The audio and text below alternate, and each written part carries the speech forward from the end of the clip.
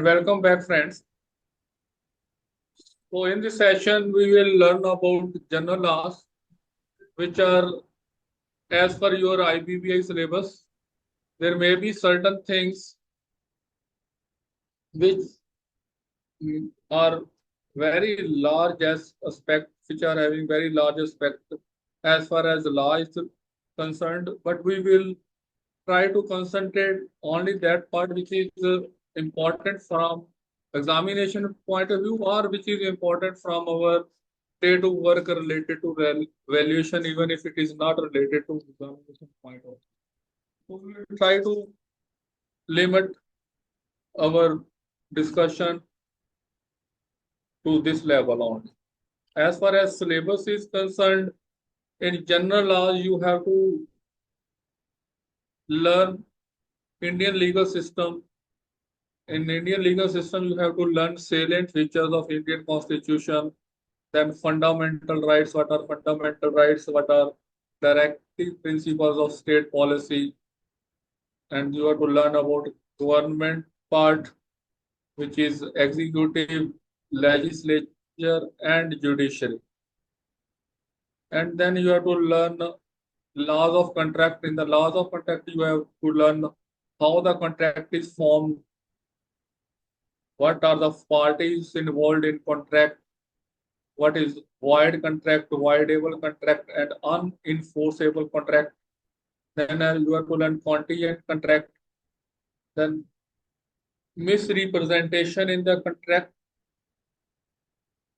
and fraud and their effect. Then termination of a contract, how that contract can be terminated. Then remedies for breach, performance of contract, indemnity and guarantee, and law of agents. Then you have to learn certain things about tort, how it is different from law.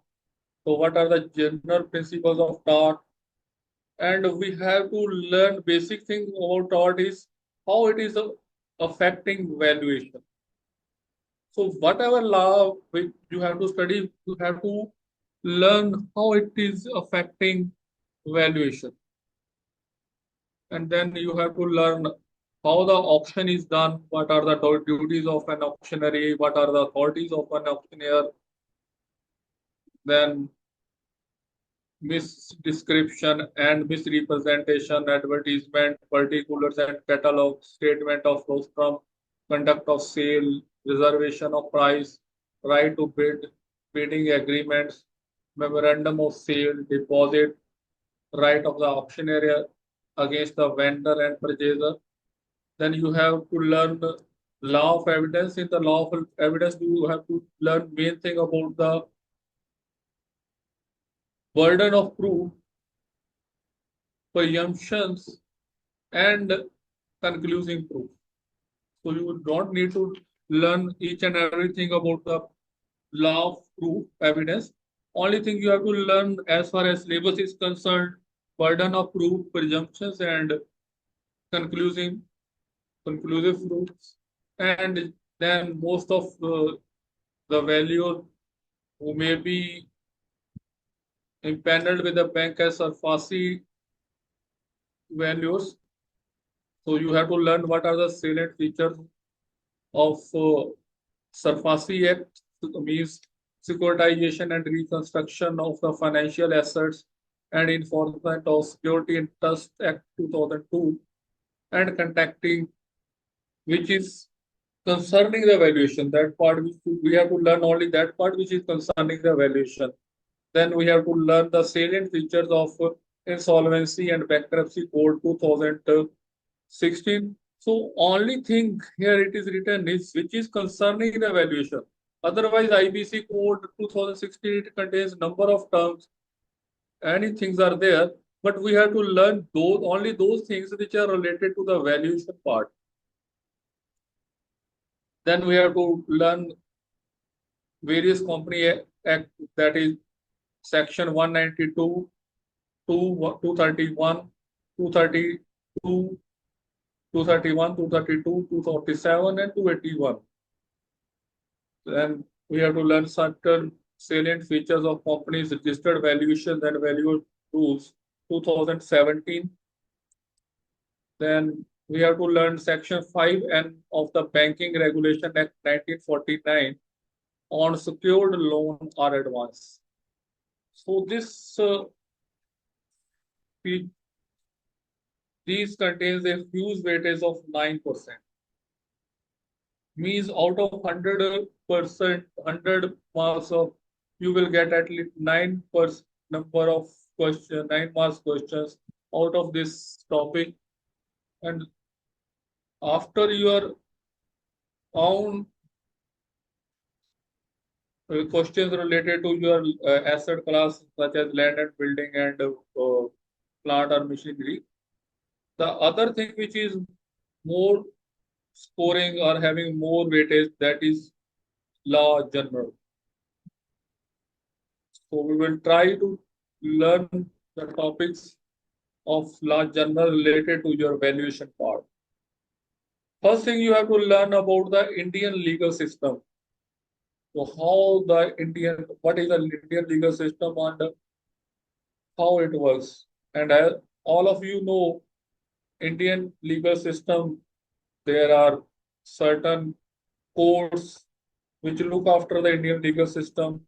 First one is lower court, then you can go to the session court, then the high court, and then Supreme Court. So we will be discussing right from the top. It consists of Supreme Court.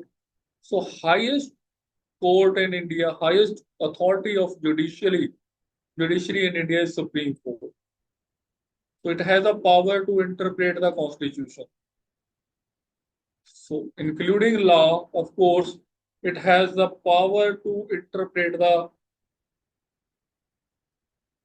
Constitution of India. As you know, as recently an amendment was done in a certain case, and many persons have approached the court to interpret and to against this new Constitution amendment.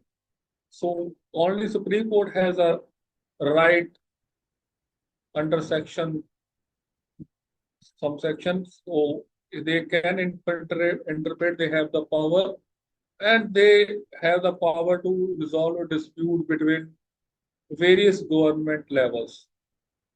So if there is any dispute between two state governments, or between central government and state government, so the Supreme Court has the power to resolve the dispute between different state government or state government and the central government.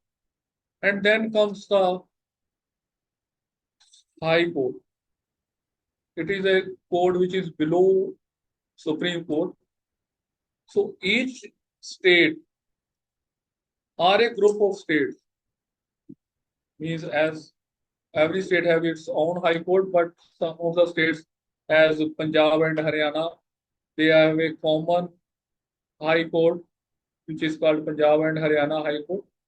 So a state or a group of states can have same high court. So what it does, what is its main objective? Its objective is to deal with the cases under its jurisdiction. Means if you are a city resident of Karnataka, and if you have to go, you can go to the Karnataka State High Court.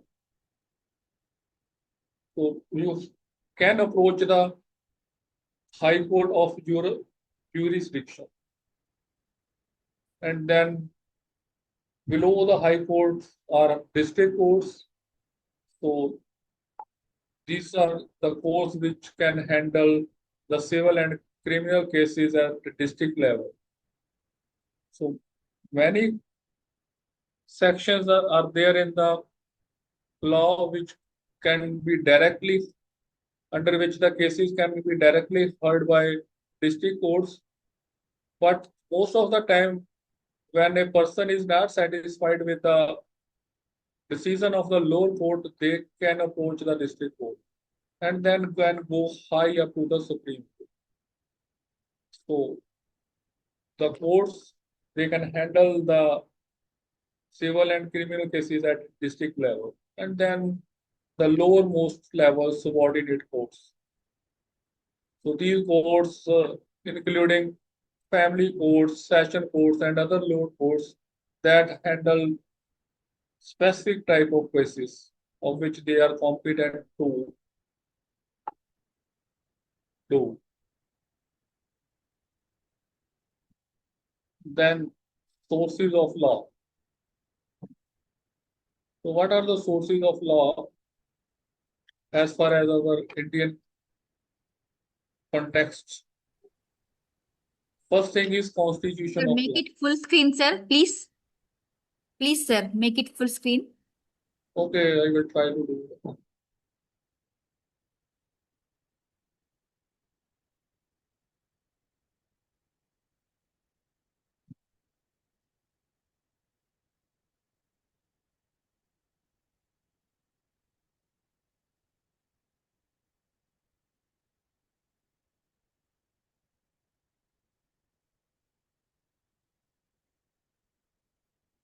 Is it right now?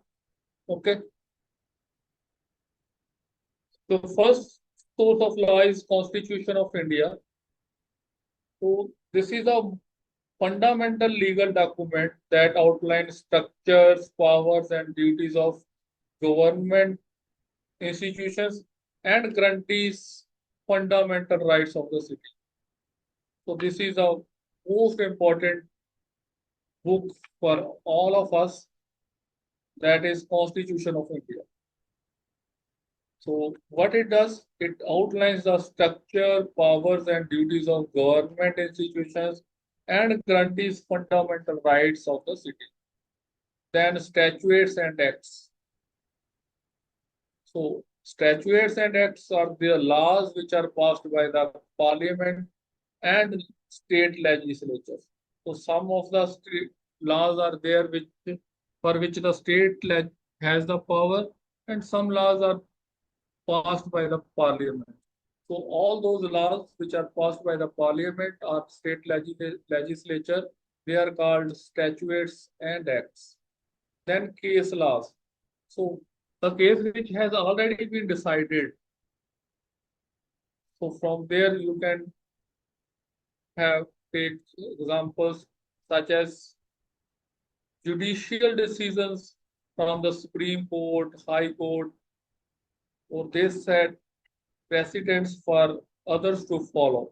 So the decisions which have already been done, so legal persons can take help of these case laws. Then certain areas, certain communities have their customary laws. So that laws, such as traditional laws and practices followed by particular communities. Then there are personal laws which are specific to different religious communities, such as Hindu law, Muslim law, Christian law, Hindu Marriage Act, Muslim personal law, etc. So there are certain personal laws. So examples we can take constitutional law. So Supreme Court's landmark judgment of banning the practice of triple talaq in 2017, which was a significant step towards gender equality. So this is an example of constitutional law. Then civil law. So civil law, a case where a tenant sues a landlord for not returning the security deposit, which is governed by Rent Controller Law Act. So this is an example of civil law. Then there are certain laws which are criminal laws. So a case where an individual is prosecuted for theft under Indian Penal Code.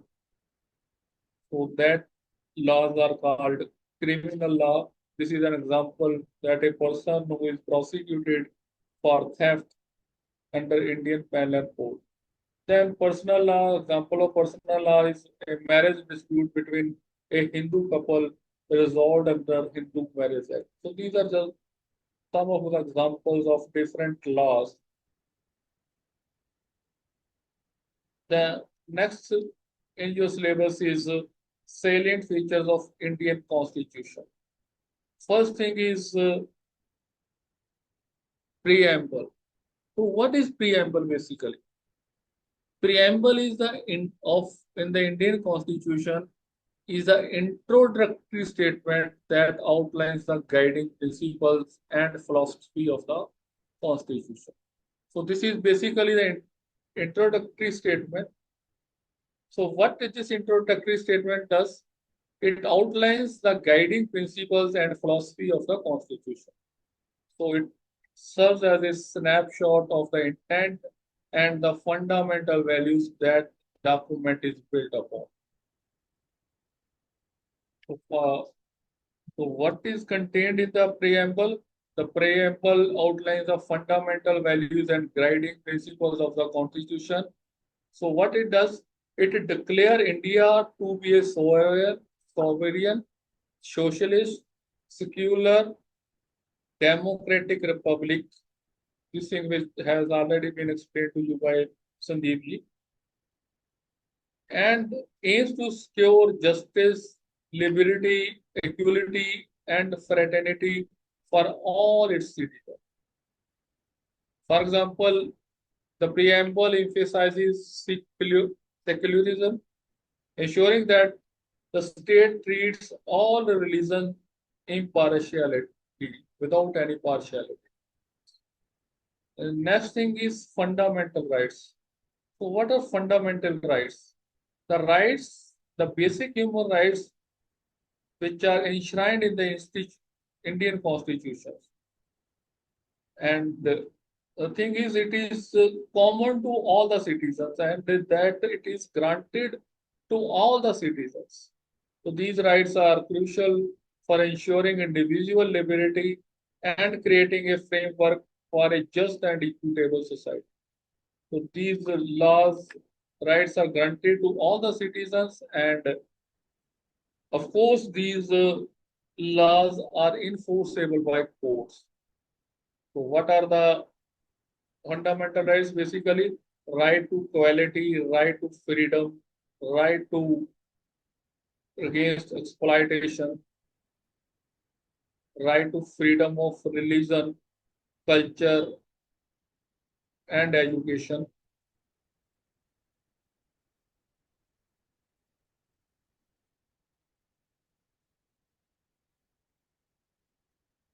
right to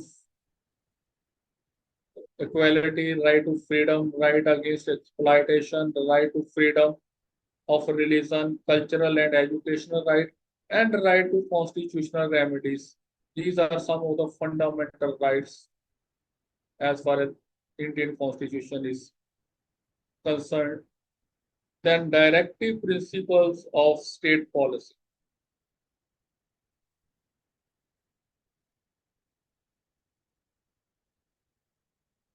So these are the guidelines for the state to promote social and economic welfare. Although not justifiable, they are fundamental in government. For example, Article 39 mandates equal pay for equal work for both men and women.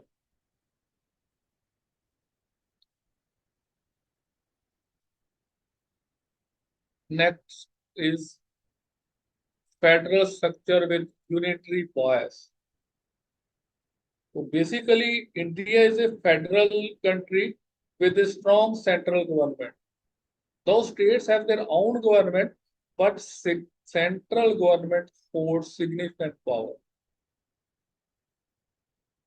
For example, in the case of any breakdown of law and constitutional machinery in a state, government has the power to dismiss the central state government under Article 356. So India is a federal country, though states have their own government, but the central government holds a significant power. And then parliamentary system of government. So India has adopted parliamentary system where executive is accountable to the legislature. The president is the head of the state and the prime minister is the head of the government. So this thing you must remember. President is the head of the state and prime minister is the head of the government. For example, prime minister and the council of ministers are collectively responsible for Lok Sabha. Then independent judiciary. This is important that the judiciary is independent of executive and legislature with Supreme Court at its help. So Supreme Court can review the constitutionality of the laws passed by the parliament and state legislature. It has the power to review. Then amendment procedure, how the amendment can be done in the existing acts or laws. The constitution can be amended to address the changing need at a certain time. However, certain principles cannot be altered. For in the case for amending, proper procedure has to be followed. First, a detailed notice made. It is circulated among all the concerned, and then after getting it passed from the Lok Sabha and Rajya Sabha, the final authority is president who has to make sign over it, and there are certain things which cannot be changed or amended. That, but as an example, the 42nd amendment in 1976, the two terms were added, socialist and secular, to the preamble. Then single citizen. Unlike some federal countries, India has a single citizen, meaning all citizens owe alliance to the union. For example, an Indian citizen can move and reside freely in any part of the country without any restriction. Then uniform adult suffrage. So, as for Indian Constitution, all citizens above the age of 16 have the right to vote irrespective of their caste, religion, gender, or education. For example, Election Commission conducts elections ensuring that every eligible citizen can participate in the vote process. For example, there are certain examples. Right to education, it is under Article 21A. This fundamental right ensures that all children aged between 6 to 14, they have the right for free and compulsory education. And then there are certain emergency provisions that under Article 352, President can declare a national emergency in the case of war, external aggression, or armed rebellion. So the Indian Constitution, a remarkable document, balances governance, rights, and justice in a diverse nation. Then next is structures of government. So there are three parts: executive, legislature, and judicial. Executive, that branch which is responsible for implementing and enforcing law, that is executive. So in this, the following components are involved. One is president or governor. So they are ceremonial head of state or the country. President is ceremonial head of India and governor of a state is ceremonial head of the state. Then prime minister and chief minister, they are a head of the government. Means prime minister is head of the central government and chief minister is head of its state. Then we have council of ministers. Council of Ministers are advisor either to the Prime Minister or to the Chief Minister as the case may be. For example, the Prime Minister of India along with Council of Ministers formulates and implement policies and programs for the country. And then second part of our government structure is legislature. So the branch which is responsible for making laws. So first is parliament. So parliament, it is bicameral legislature at both national level, means there are two parliaments, basically two parts of the parliament. One is Lok Sabha and then Rajya Sabha. First the bill or the act has to be passed by the Lok Sabha, then it goes to the Rajya Sabha, and after that it has to be signed by the sent to the president for its final consent. And then as at the central level we have parliament, at the state level we have state legislature. So this may be unicameral or bicameral legislature at the state level. So because some of the states have Vidhan Sabha only, some of the states have Vidhan Sabha and Vidhan Parishad. So for example, Indian Parliament passes bills that becomes law, such as recent farm bills. Then the third part is judiciary. So the branch responsible for interpreting law and administrating justice, that is judiciary. That is, which is that part, that branch which is responsible for interpreting law and administrating justice. So as component we have already discussed Supreme Court, High Court and Lower Court. So basically all the three components of government structure, they work together. So each branch has the power to check the others to maintain balance. So the system has been such that each branch has the power and they can check the others to maintain the balance. For example, judiciary can strike down the laws passed by the legislature that violate constitution, while the executive implement laws, and the legislature create laws, forming a cycle of governance. So these branches ensure a robust and dynamic system of governance, each playing a crucial role in maintaining the rule of law and democracy. So next in our syllabus is contract. First thing is, what is contract?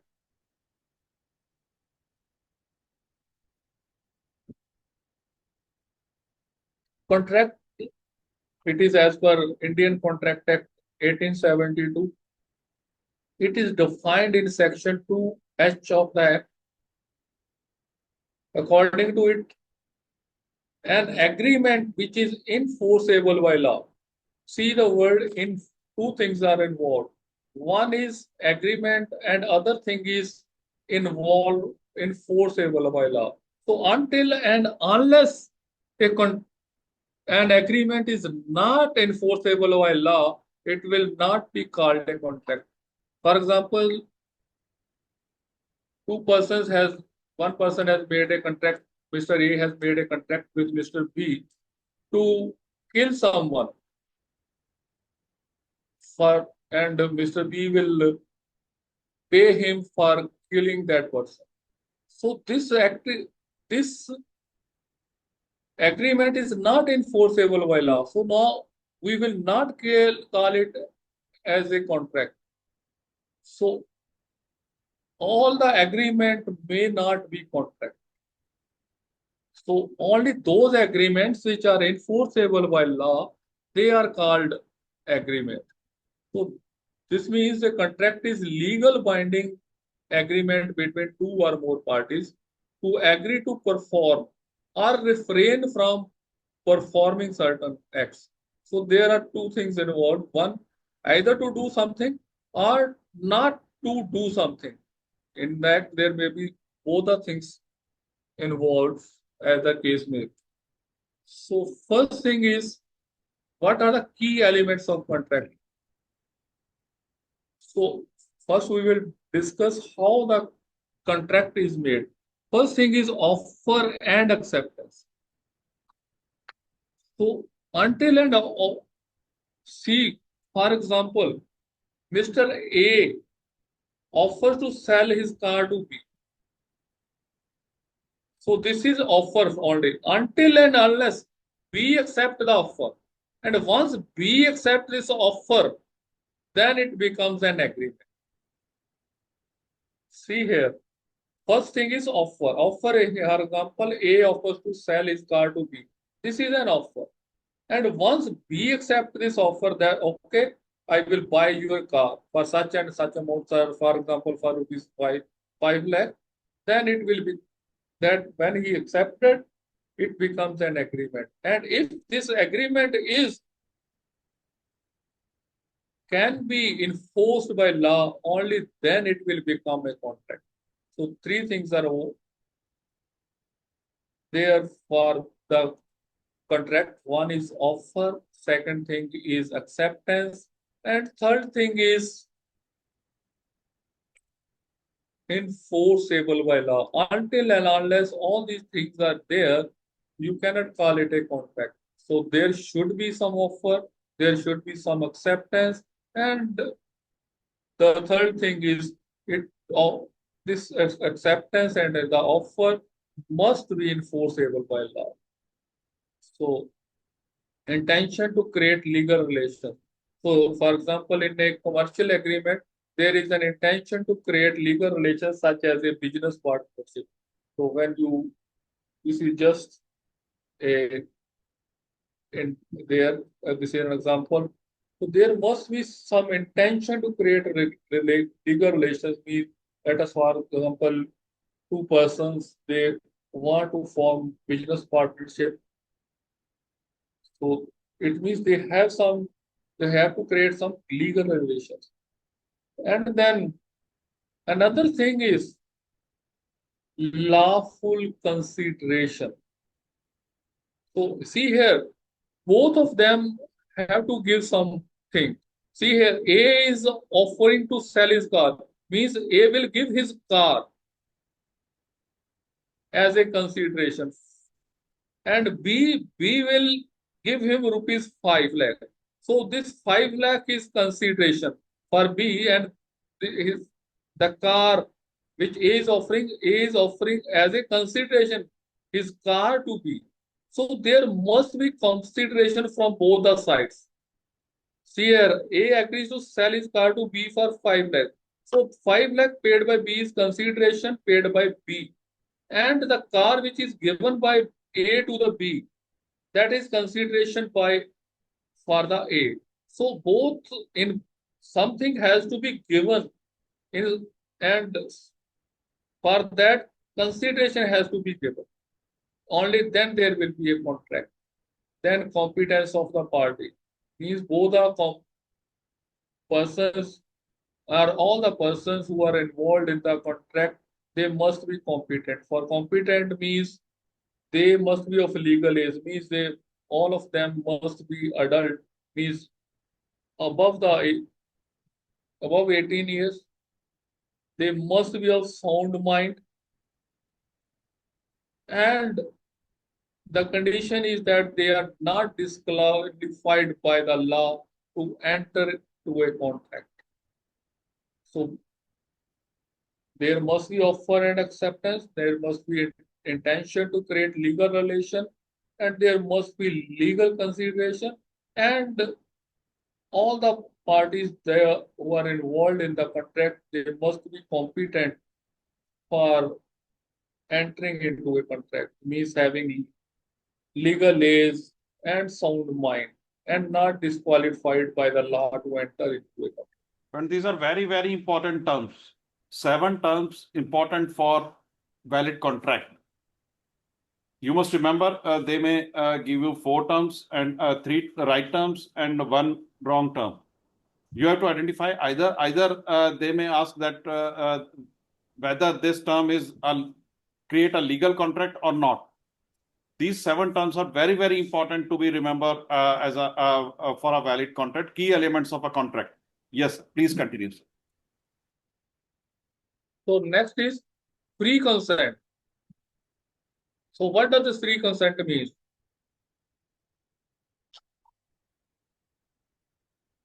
Means those persons who are entering into a contract, they must not be under any coercion, undue influence, fraud, misrepresentation, or mistake. Means it is not that someone has pressurized Mr. A to sell his car to B,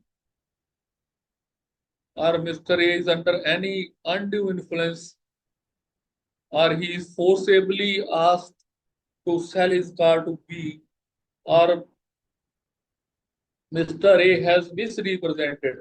Means, let us suppose his car has met with an accident and he has got it repaired in such a way that it does not look that it has met an accident, and he has not made this thing or told this thing to Mr. B. This is misrepresentation. Or can anyone explain what is mean by coercion? Coercion contract. Coercion. Anyone? What is mean by coercion? Coercion means forcefully. To sign you forcefully. आपको कभी भी किसी चीज के लिए sign करना forcefully, that is called coercion. पुरानी फिल्मों में आपने देखा होगा, विलेन लेकर जाता है उठाकर और बोलता साइन करो, यहां पर साइन करो. That is called coercion. Means under gun point. आपके यहां पर गन रखा है और आपको बोलते हैं कि आप ये कॉन्ट्रैक्ट को साइन करो. That is called in raw words. In raw words means you have to enter. You are forcefully make you enter into a contract. Yes, sir. Please continue. so next is lawful object. So purpose of contract must be legal, as we have already discussed that any contract to carry out illegal activities void, and then not expressly declared void. For example, a contract to commit crime is void. So these elements ensures that a contract is legally binding and enforceable by law. So you must understand what are the things which must be there for a contract to be a legal contract. So circumstances when the consent is not free. So consent is not free when caused by coercion, undue influence, fraud, or misrepresentation. And if it is done by mistake, then we call the agreement. This agreement is voidable. Means it will become void after its creation. But if it is done by mistake, then this contract is void, this agreement is void. So voidable, there is difference between voidable. Voidable means which will become void after its creation. And void, it's from the beginning. Agreement, if it is done by mistake, it is already void. And if under this condition, agreement is voidable. So when you must know the two things, voidable and void. What is voidable and what is voidable?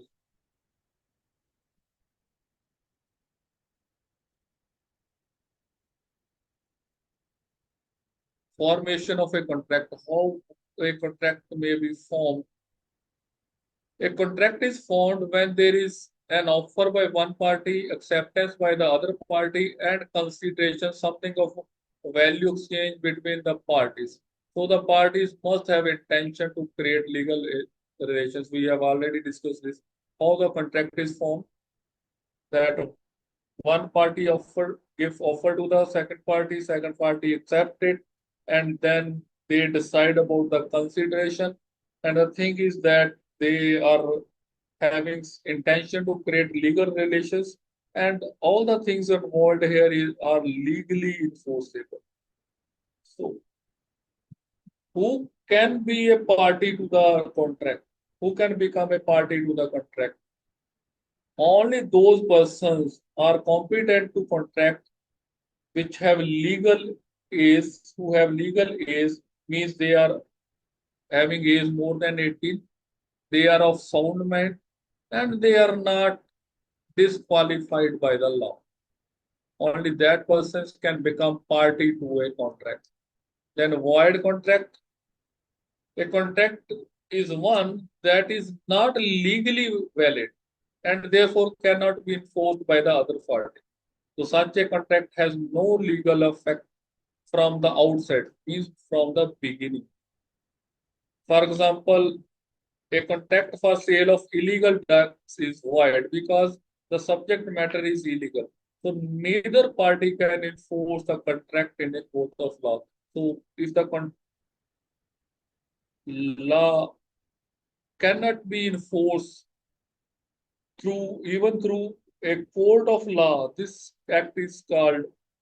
contract is called void contract. So only those contracts can be enforced by law, maybe through court of law.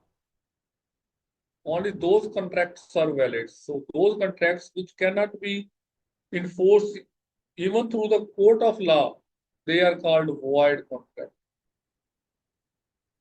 And then voidable contract. A voidable contract is initially valid and enforceable, but can be declared void by one of the parties due to certain legal reasons. So this party has the option to either enforce or void the contract. For example, contract signed under duress. So if a person is forced to sign a contract under threat, the contract is voidable at the option of forced party.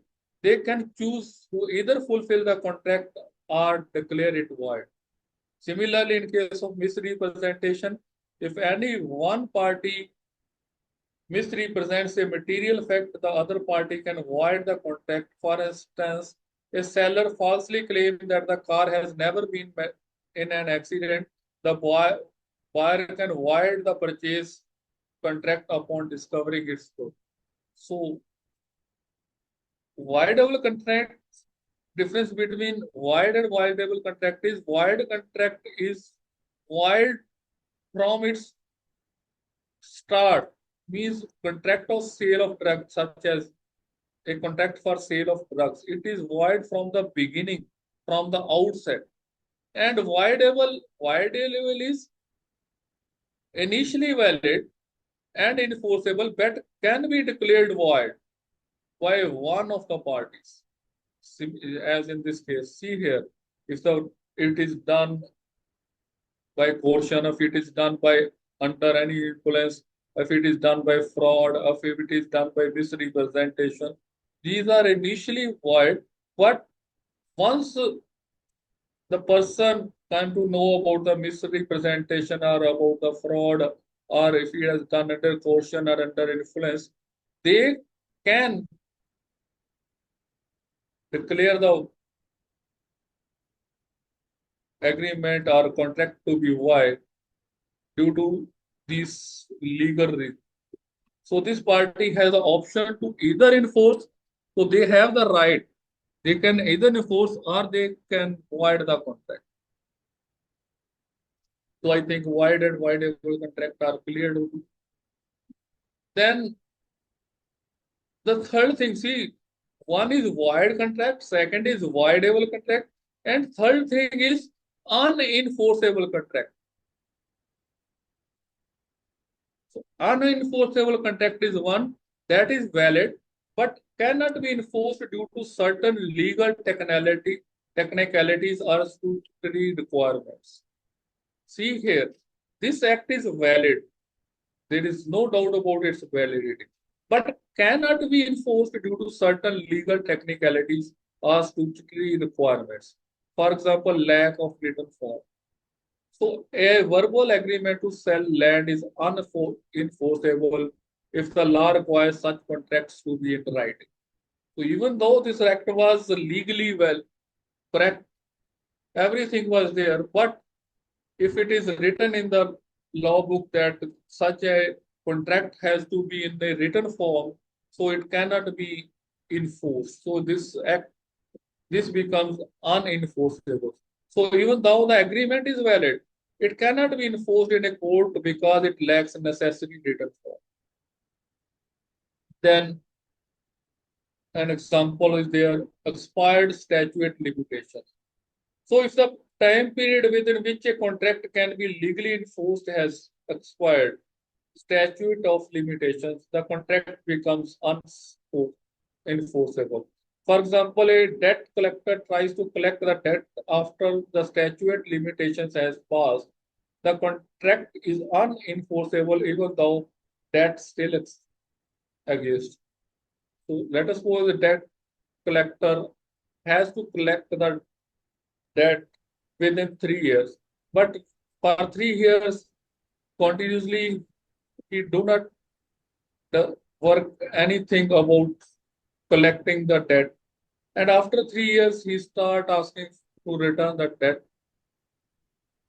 because of the statute of limitation has passed. Now the debt collector has no authority to collect the debt, means the contract is unenforceable even though the debt still exists. And then next is contingent contract. We can take one more example in present scenario. Let's take an example that two businessmen, one is from Pakistan and one is from India, have entered into a contract of supplying some things, some material to either from India to Pakistan or Pakistan to India. But in the recent scenario, the border is blocked by the government, and it is not possible to send material from either from India or from Pakistan to India. Then in such scenario, under the statutory requirements or some restrictions by the government, this contract can be termed as unenforceable contract. Yes, sir. Please continue, sir. Next is contingent contract. So contingent contract, it depends upon the occurrence or non-occurrence of a specific event. For example, an insurance policy is a contingent contract, as the insurer pays only if the insured event occurs. C. It depends upon the occurrence of an event. So depends upon the occurrence or non-occurrence of specific event. For example, you have taken an insurance policy for your car. So this contract will come into play, or the insurer will pay you only when your car met with an accident. So this is an example of contingent contract, means it depends upon the occurrence or non-occurrence of a specific event. And then what is misrepresentation? So false statement that induce another party to enter into a contract. For example, if a seller lies about a property's flood history to make a sale, the buyer may rescind the contract and seek damages. So a property was affected by floods during rainy season, but this fact has been not disclosed to the buyer. A false statement has been induced to the other party in this way while entering it into the contract for sale, and the buyer has a authority, has a right to rescind the contract and seek damages. That is misrepresentation.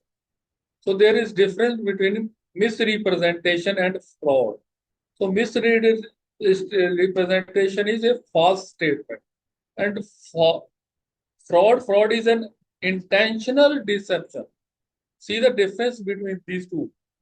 you must know the difference between misrepresentation and fraud. While misrepresentation is a false statement, while fraud is an intentional deception of to secure unfair gain. For example, selling a car with a tempered odometer. That constitutes fraud. So nowadays it is not possible because of digital odometers, but in olden times, the odometer of the cars, it was possible to tamper with them. So if the car has already run 1 lakh kilometer, so that was taken back and tempered to show that only 40 or 50,000 kilometer car has so far covered. So this type of thing, it constitutes fraud. So it is intentional deception to secure unfair gain. So the buyer can void the contract and claim damage. So And you there is must a know the difference between misrepresentation and fraud. As Ravinder sir has already told you, there is a difference between misrepresentation and fraud. You must know the basic difference between misrepresentation and fraud. Which statement is a misrepresentation and which statement is termed as fraud. Both are different. Both are not the same in terms of contract. Indian Contract Act, both the statements are different. Misrepresentation is having different meaning and fraud is having different meaning. You must know the difference between the two terms. Yes, sir. Please continue, sir. Then next is termination of contract. How that contract can be terminated. First thing is performance. So once the work has been done according to the terms and conditions by both the parties, then the contract will automatically come to an end. Means it will be automatically terminated. Means when both the parties have fulfilled their obligation. For example, A company has to deliver the goods to B. He has done the delivery of the goods to B company, and the B company has made the payment as agreed. It means both the parties have performed their part of contract. So in this way, the contract will come to an end, means the contract will be terminated. First thing, how the contract can be terminated. Second procedure may be that both the parties agree to end the contract. So mutual agreement, if there is mutual agreement between the parties that they agree to end the contract, to cancel the contract before completion. So that is through mutual agreement. And third thing is by breach. If one party breach or fails to fulfill its agreement, its obligation, means if so by mostly in case of government contract, if the contractor fails to complete a project on time, the competent authority has the powers to terminate the contract. So that is breach of contract. And then frustration. Frustration means contract becomes impossible to perform. For example, a venue is destroyed by fire, making it impossible to hold an event. So someone has made an agreement that an event will be held in his land, in his building, but that building has been destroyed by fire. So it is impossible to perform the contract. So that is called frustration. So this is how the contract can be terminated. Next is remedies for breach. So if there is breach of contract, what the affected party can do? First, he can seek damages, means he can seek compensation for losses. For example, a contractor pays damages for not completing a job. And then specific performance. Then in specific performance, court orders to fulfill obligations. For example, court ordered a seller to transfer the property as agreed between the two parties. And third thing is injunction. Injunction means court giving an order to prevent some action. Means court order preventing action, that is called injunction. For example, a court stops a party from breaching a non-compete clause. And then recession. So cancelling the contract and returning parties to their pre-contract position. For example, a buyer returns defective goods and the seller refunds the payments. So these are the remedies for breach of contract. Then next, performance of contract. So when we will say that the contract has been performed, means when both the parties have done their part of work as per agreed term, then we say that the contract has been performed.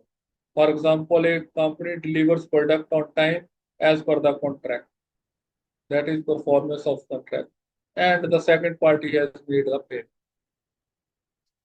And next thing is, you know the difference between indemnity and grant. Indemnity means compensation for loss or damage.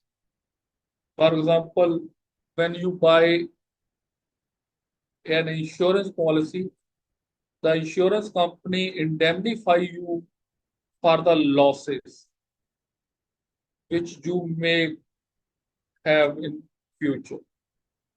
So these are the compensation for loss or damages. So insurance policies are the best examples of indemnity. And the other thing is guarantee. Guarantee means promise to fulfill another's obligation. For example, a parent guarantees child study loan. So a child has taken study loan from the bank and his parents has agreed to guarantee that the child will return the loan. If he will not return, we will return the loan. So that is guarantee. So there is difference between indemnity and guarantee.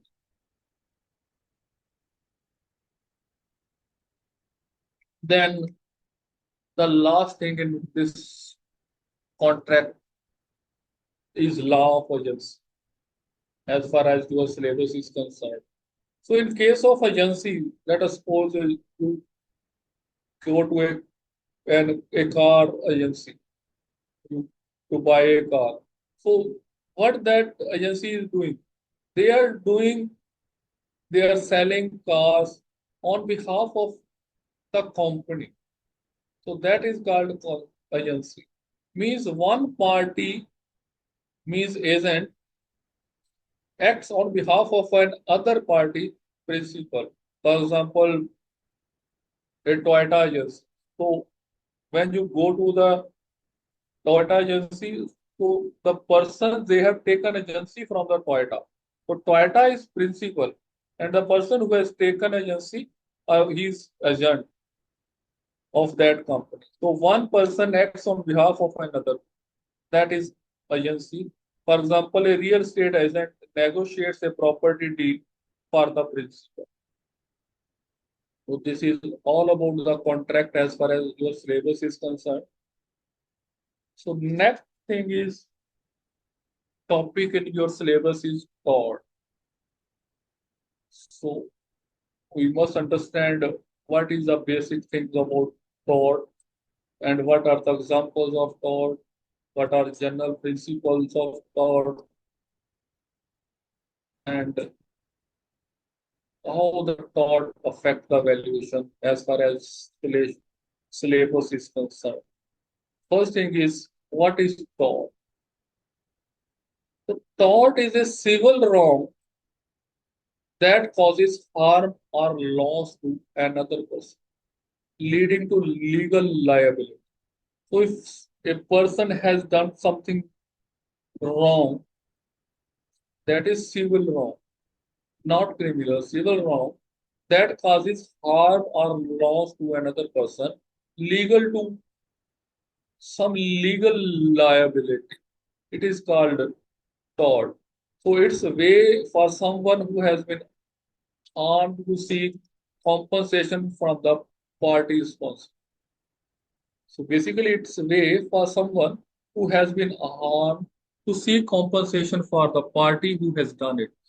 So some of the examples we will discuss that will make the things clear about the tort.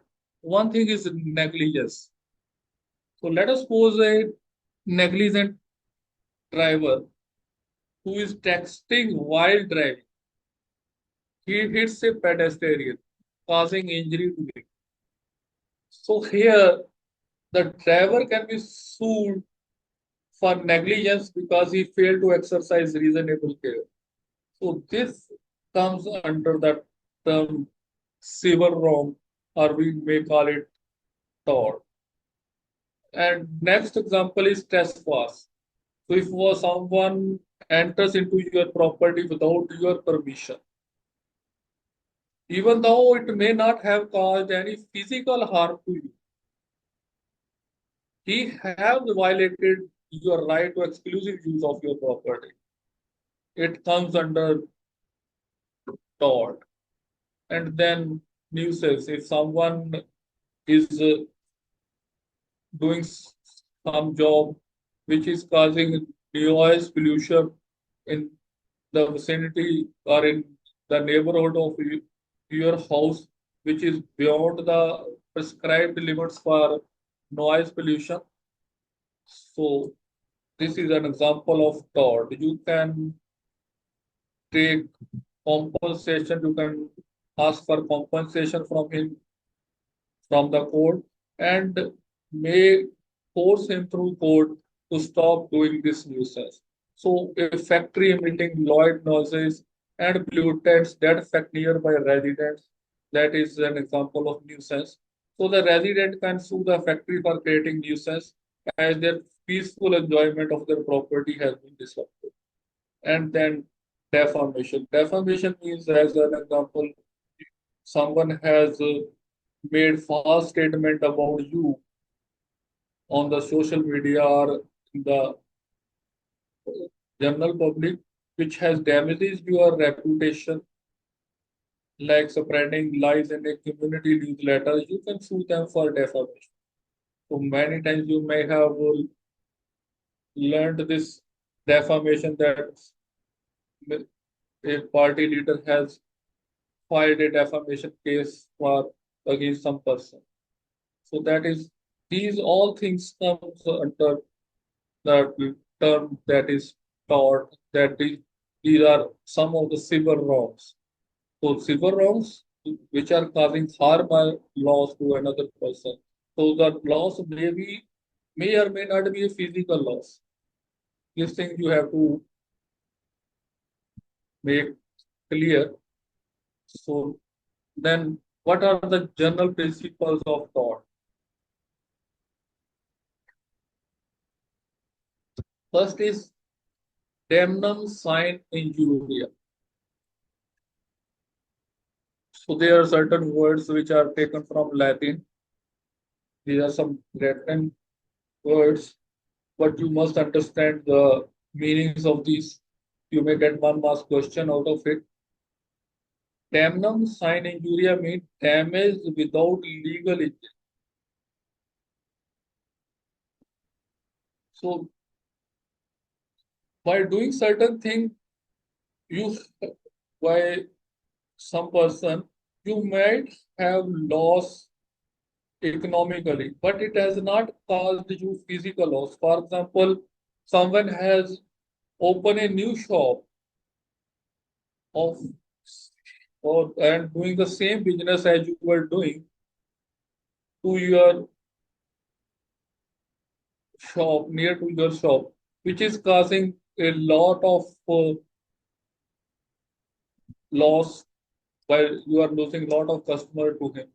So though it has affected your shop, but you cannot sue him because no legal right was violated. So such a situation is called damnum sine injuria, means damage without legal injury. And second term is injuria sine damnum. So here it is legal injury without actual damage. So see the two things. First thing is damage without legal injury, and second is legal injury without damage. That is injuria sine damnum. For example, trespassing in someone's property, even no physical damage occurs. The property owner can still sue for the violation of their legal right. And third thing is vicarious liability.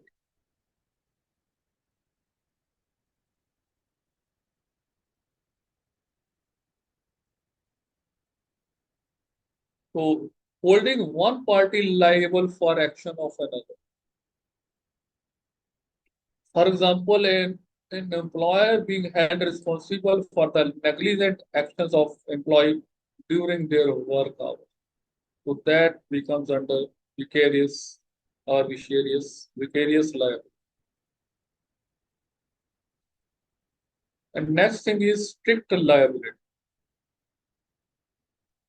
Strict liability means liability without fault.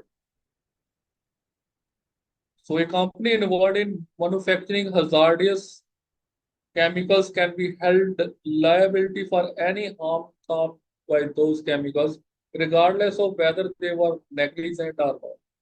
So even though they may not have any fault, means they were non-negligent, they were taking all the necessary cares, but if some harm has been done to the residents because of the manufacturing of hazardous chemicals by them, they can be sued for that. And then nuisance we have already discussed that if there is unlawful interference with the person's use or enjoyment of the property, for example, a factory emitting pollutants that affect the living conditions of nearby residents, who can sue the factory for creating a nuisance. And then, of course, negligence, which we have already discussed, that failing to exercise reasonable care resulting in, for example, a driver running a red light and causing an accident. So he was negligent, and the injured party can sue the driver for negligence. So basic aim of the tort laws is to protect the individuals from wrongful acts of the others and provide remedies for those who suffer. And the basic thing, as far as your syllabus is concerned, we have to learn how the tort can affect the valuation. Especially we will be dealing it with regard to the real estate valuation. So tort can significantly influence the valuation of property by creating liability or diminishing the desirability of the property. So either they can create liability, thereby reducing the value of the property, or they can reduce the desirability of the property. For example, first thing is nuisance. So if a factory that emits noise and pollutants can affect the neighboring residential properties, the constant disturbance of potential health hazards can lower the property values in the affected area, as potential buyers may find the area less attractive. Next thing is negligence. So negligence, basically we are talking it from real estate point of view. So to keep your building fit for living, you have to maintain proper maintenance. You have to give it proper maintenance. So if a property owner neglects to maintain his building, leading to structural issues such as collapsing of roof or foundation problems. So this negligence may not only pose risks, but also decrease the property's market value due to the need of extensive repairs. They can also affect the neighborhood also. So in this way, they can reduce the value of the property. And thing is contamination. So if property is contaminated by hazardous materials or chemicals, as we have already discussed, we need cleanup cost or to reduce potential risks can severely reduce its value. So prospective buyers may be deterred by potential liability and remediation expenses. Then defamation. Defamation in case of real estate, for example, false statement made about the property, such as claim of it being haunted or having a criminal history, that can tarnish its reputation. We have already discussed it in stigma value. So if someone has made some false statement about the property, that this property is being haunted or having a criminal history, so this defamation can lead to reduce buyers' interest and lower offers, impacting the property's valuation. And then encroachment.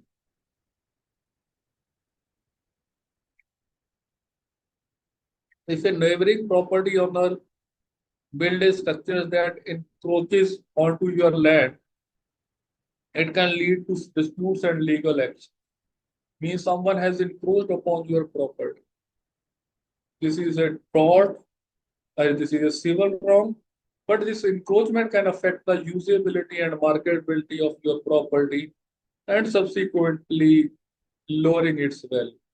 So in all the above cases which we have discussed, the presence of tort can lead to the decreased demand and increased liability, negatively impacting the real estate value.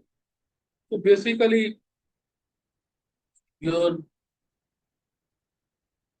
this thing is that the only thing you have to know is what is tort and what are the things which comes under the tort, what are the general principles of the tort, and main thing you have to learn is how the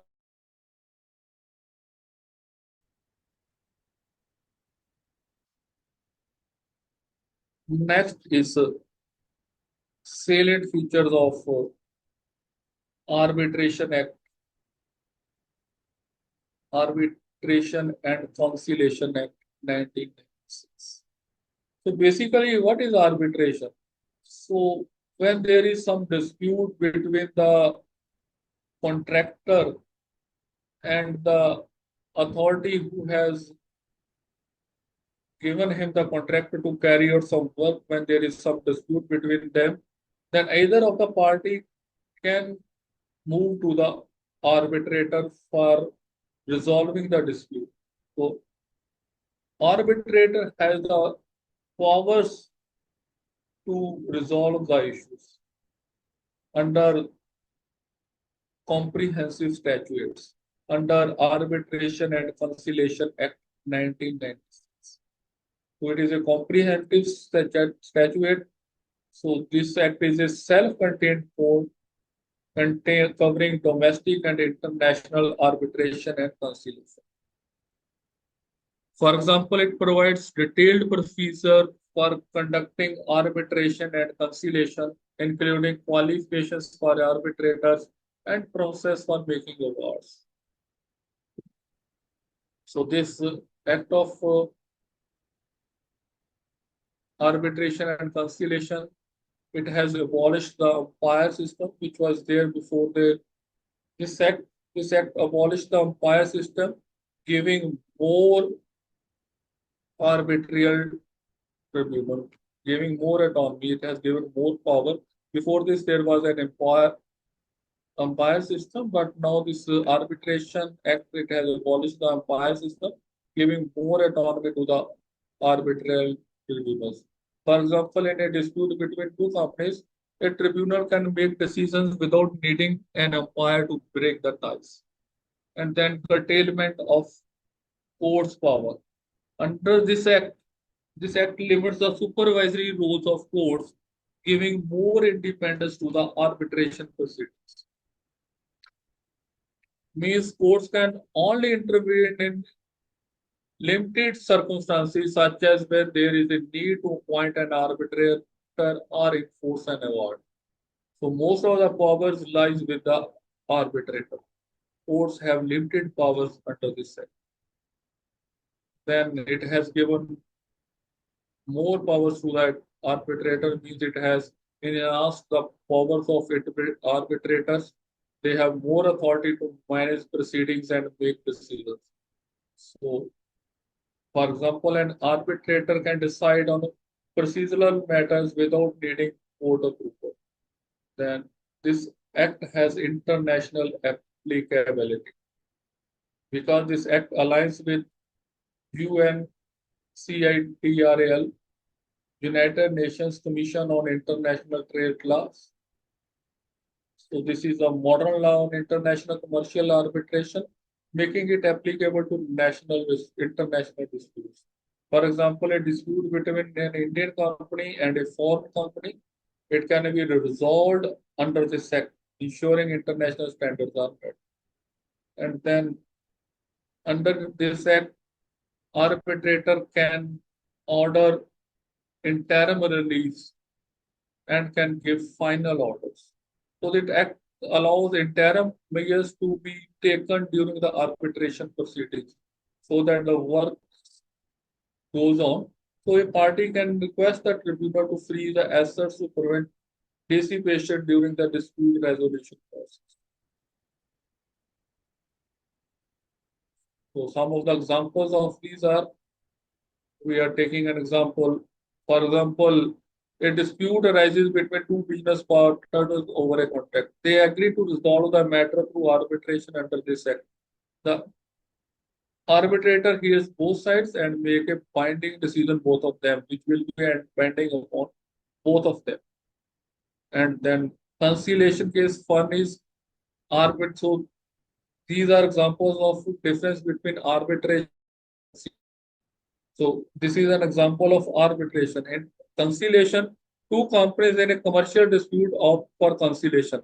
A conciliator facilitates discussions, helping them to reach settlement without going to the court. See the difference here. Here, arbitrator hear both sides and make a decision which is binding on both of them. But in conciliation, they help them to reach a settlement without a court. So you must know the difference between arbitration and conciliation. So these features of make the Arbitration and Conciliation Act 1996 a robust framework for resolving disputes efficiently and fair.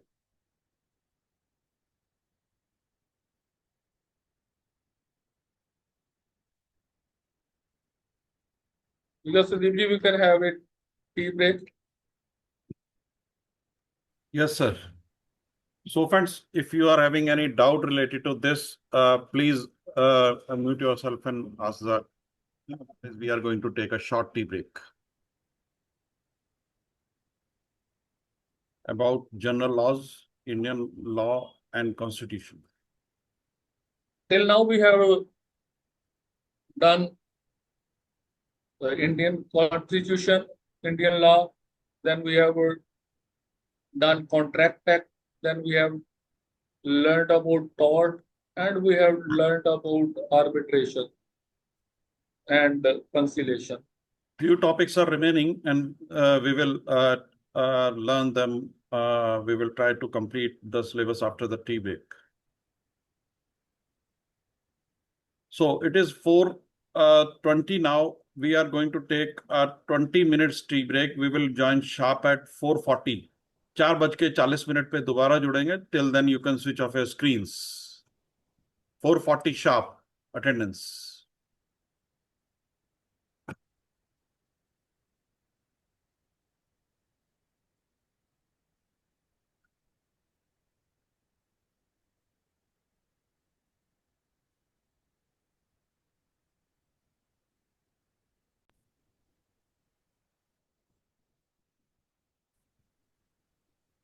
So, is it visible to all of you?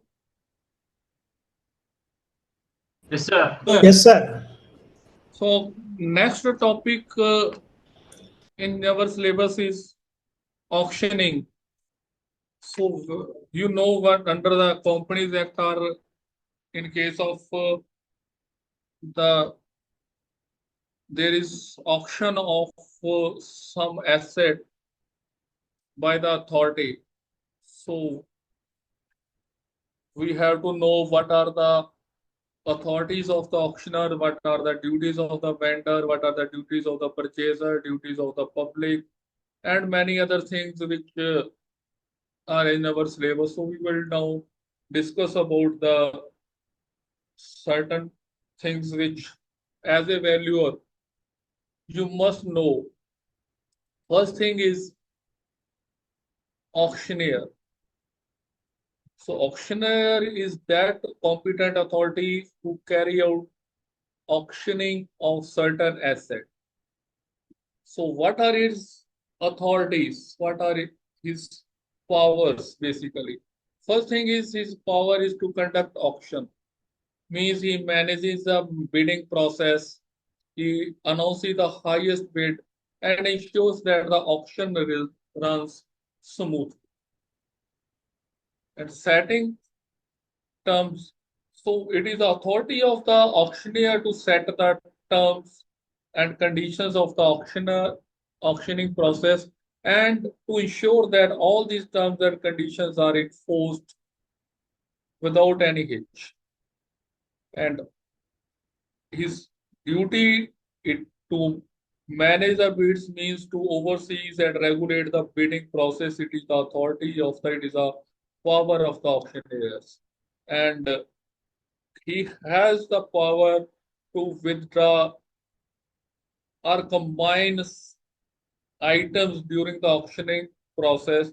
Means he has the power of withdrawing lots. He can combine a number of items, or he has the authority to withdraw certain items from the auctioning process. And he has the power, as at the end of the auctioning process, he has a power to issue a memorandum of sale to the highest bidder. So these are the powers, competencies of the auctioneer.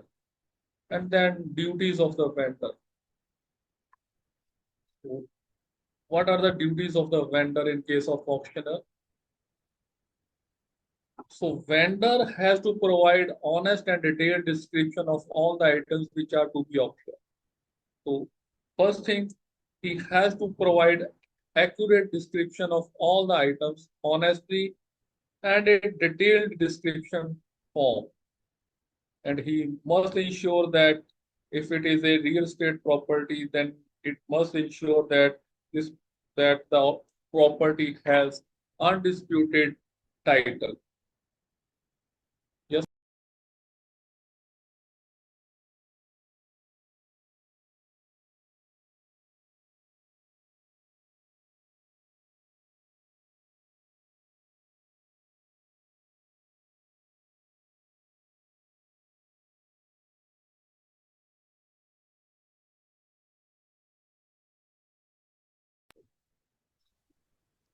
And then setting a reserve price. So when let us take the example of a bank which is auctioning a property under which was a non-performing asset. So it is the duty of the bank to provide an honest and detailed description of the property to ensure that the property which is being sold, it has an undisputed title, and it is his duty to set a reserve price. Reserve price means at a price at which, at this is the minimum price at which the property is to be sold. So optionally set a minimum price for the item. And then it is his duty, it is the duty of the vendor to provide all necessary documents regarding the asset. And if there are any discrepancies, if there are any defects in the asset, it is his duty to disclose the defect which are known to the vendor to the potential buyers. Then duty of the purchaser. Purchaser means the person who buy the asset from the auction process. So first thing, he has to carry out a due diligence. Means he must inspect all the items for which he is bidding before the bidding start, so that he is able to get correct items during the bidding process. So it is his duty to inspect the items before the bidding process starts. And then he has to adhere to the auction's terms and conditions. He must comply with the terms and conditions of the auctioneering process. And once the he gets the property in auction, being a highest bidder, it is his duty to make the timely payments. The time during which auctioneer has asked to make the payment, so he has to pay the full amount within the specified time as decided at the time of auction. And he should avoid fraudulent activities and should bid truthfully. These are the duties of the purchaser. And the duties of the public who is there during the auctioning process. First thing is they must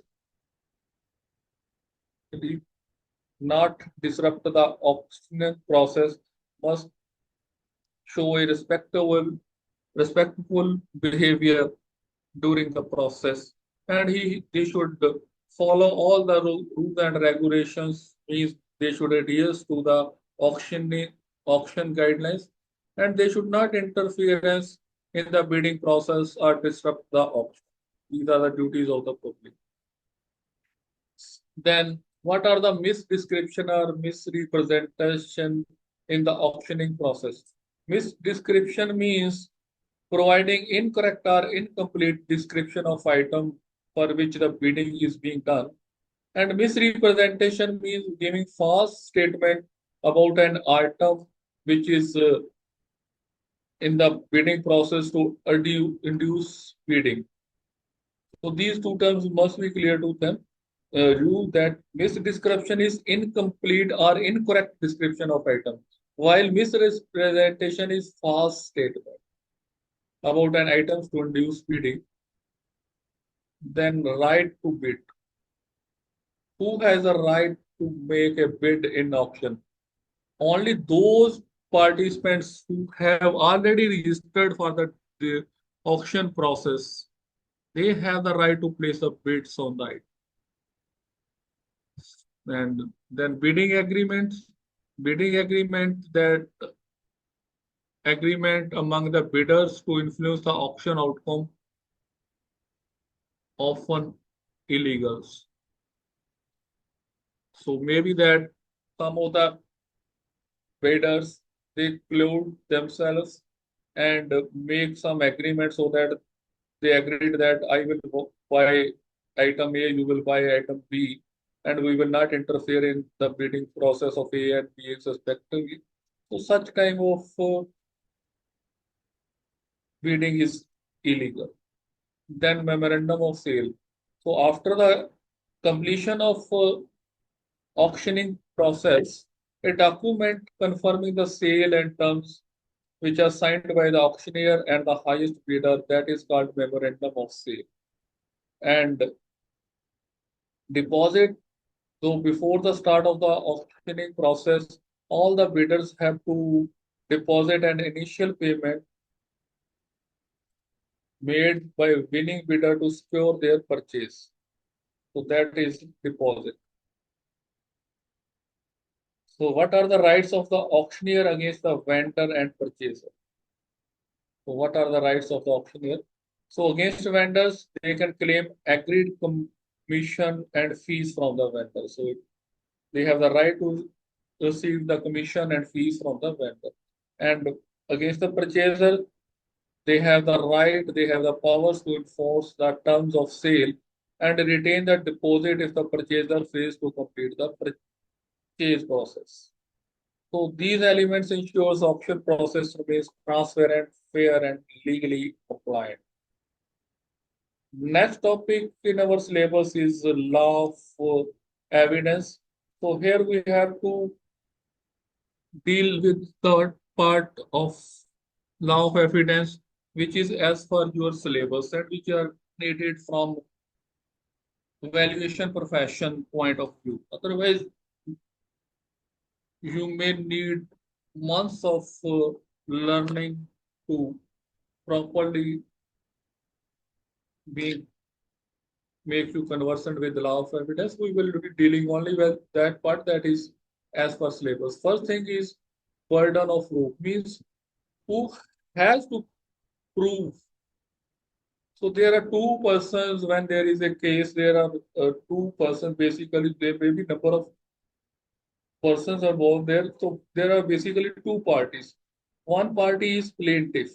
Plaintiff is that party which has made certain allegation against someone. So that person against whom the allegations have been made in the court of law, that person is called defendant. So the burden of proof lies with the plaintiff. Plaintiff means the persons who have made certain allegations against the other part. So the burden of proof refers to the obligations to prove allegations that have been made in a court of law. In India, this is governed by Indian Evidence Act 1870. So there are, in case of civil cases, so burden of proof typically rests with the party making the claim. Means in civil cases, but to prove, it is the duty of the plaintiff to prove what allegations he has made against the defendant. So they must prove their case on a balance of probability. Balance of probability means it is more likely than not their version of fact is true. This is a term which is generally used in judicially. Balance of probability means there are more chances of it to be true than, and there are fewer chances of it being not true. Means it is more likely than not that their version of facts is true. That is called balance of probability. So the burden of proof basically lies with the party making the claim, means burden of proof lies with the plaintiff. For example, in a breach of contract lawsuit, the plaintiff means the party which is claiming the breach must demonstrate that first thing that a valid contract existed, and second thing he has to prove that the defendant breached the contract, and third thing he has to prove is that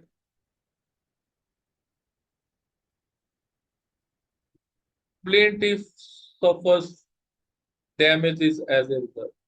So these three things have to be proved by the plaintiff. So plaintiff can present evidences such as contract itself, correspondence, and financial reports to prove their allegations.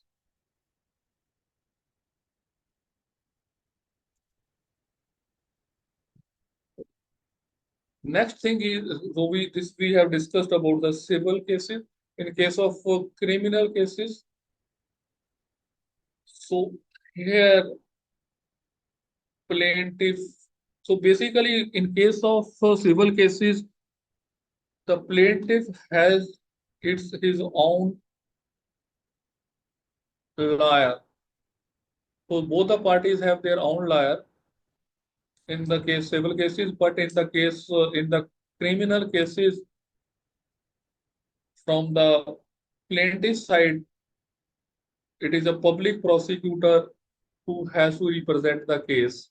So it becomes a public case when generally the criminal case will become public case, as in the case of theft, it becomes a criminal case.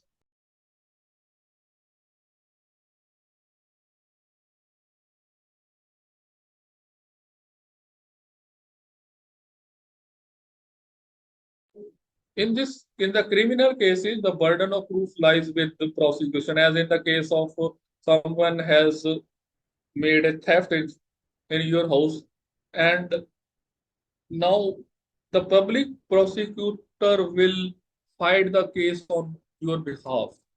And the person who has made a theft, he has to make arrangement for his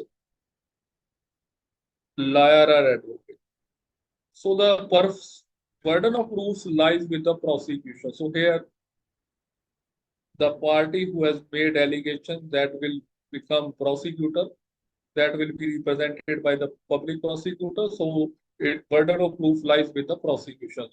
So the accused is presumed innocent until proven guilty. This is the basic fundamental of our justice system, that until and unless the innocent is proved guilty, he will remain innocent.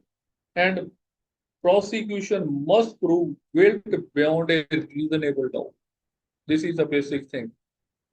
Prosecution must prove guilt beyond a reasonable doubt. For example, in a murder trial, the prosecution must present evidence showing that the defendant committed the crime. So this is the duty of the prosecution to present evidence which shows that the defendant has committed the crime. So this evidence may be in the form of forensic evidence, in the form of witness testimony, or other relevant proof. So defendant does not have to prove their innocence. The only need to create reasonable doubt about the prosecution. They only need to create reasonable doubt about the prosecution. So it is a duty of the prosecution to prove that guilt beyond a reasonable doubt. Then there are certain presumptions. Presumptions are inferences drawn from the certain facts to establish other facts. So basically, what are presumptions? Presumptions are inferences drawn from certain facts to establish other facts. There are general presumptions. Those presumptions, these are the inferences that court is required to make unless contrary is proved. So these are the inferences that court is required to make unless contrary is proved. For example, a child born to a married couple is presumed to be legitimate child of the husband. The presumption can be challenged with evidence showing otherwise, such as DNA test. So court will presume it to be legitimate. So there are presumptions. So general presumptions are those presumptions which the court will assume to be legitimate, as in the case of a married couple having a child. So court will assume it to be a child of the husband until and unless it is challenged by showing a DNA testing report. And then there are conclusive presumptions. So these are the references that cannot be rebutted by evidence. So the general presumptions can be rebutted by some evidence, but conclusive presumptions cannot be rebutted by evidence. For example, Section 79 states that a person is deemed to be unsound mind if they are declared so by a competent court. If a court has declared someone as a person of unsound mind, so he will be deemed to be of unsound mind. For example, in some legal system, individuals who reach age, usually 18 or 21, are conclusively presumed to have the capacity to enter into contract. So that is a conclusive presumption. So these presumptions cannot be challenged by claiming immaturity or lack of understanding. So there are two types of presumptions. One is a general presumption and other is conclusive presumptions. And these examples make the things clear, the difference between the two. And then conclusive proof. So conclusive proofs are those evidences that is so strong that it cannot be contradicted or rebutted. Those proofs which cannot be contradicted or rebutted, they are called conclusive proofs. So certain documents such as public documents under section 57 and contents of a document produced as a evidence of fact which is of public nature are considered as conclusive. Then certified copies of public record. So many times you have to submit certain copies of public records in the court of law and they have to be certified by the competent authority. For example, a certified copy of birth certificate is considered as conclusive proof of birth details if it contains such as date and place of birth. And this document, if it is issued by the competent authority, this document cannot be disputed with other evidence. So this is all about law of evidence as far as syllabus is concerned. Next is salient features of Companies Act as regard to registered valuers and valuation rules 2017. So this is a rule under which you will become a registered valuer. So according to this, in this rule, it contains the eligibility conditions of valuers and then what number of asset classes, then it gives details of valuation standards about the code of conduct for the valuers, then it gives details of recognition and of the registered valuer organization of which you are a member. Then if you are not compiling with the codes of conduct, then what are the punishment for non-compliance, and then it gives you details about the transferability, transparency, and accountability. So first thing is eligibility and registration. So as you know, as a valuer, when if you are to become a registered valuer under Companies Act, you have to be a graduate in your respective engineering branch. If you are doing valuation for real estate, you have to be a civil engineer or is having an equivalent qualification to civil engineer or an architect or a member of institution of engineers or member of institute of time planning, etc. And you must have an experience in the relevant field for at least 5 years.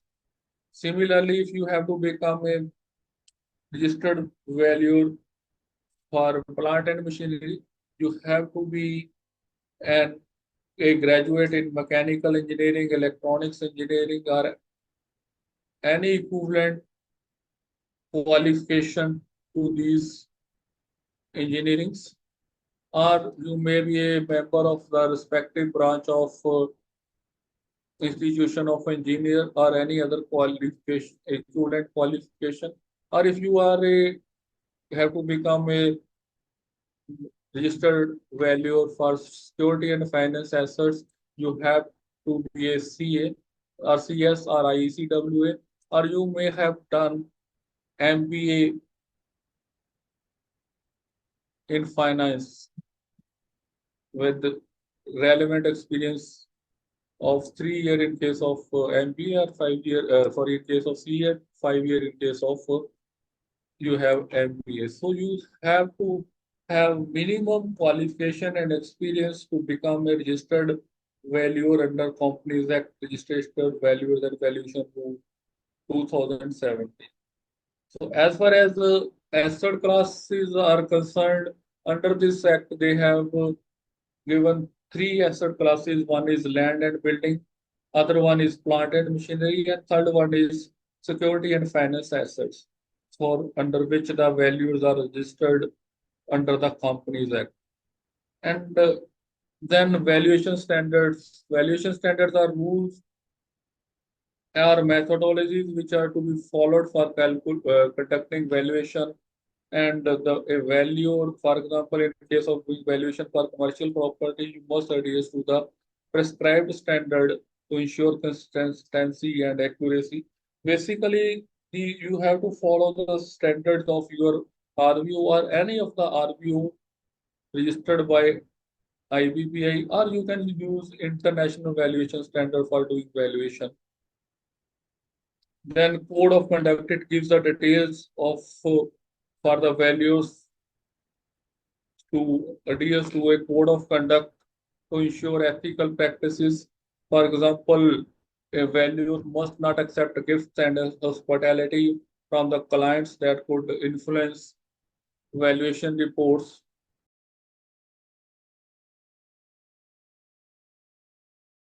Then the most important thing, recognition of registered valuer organizations. You know, valuer.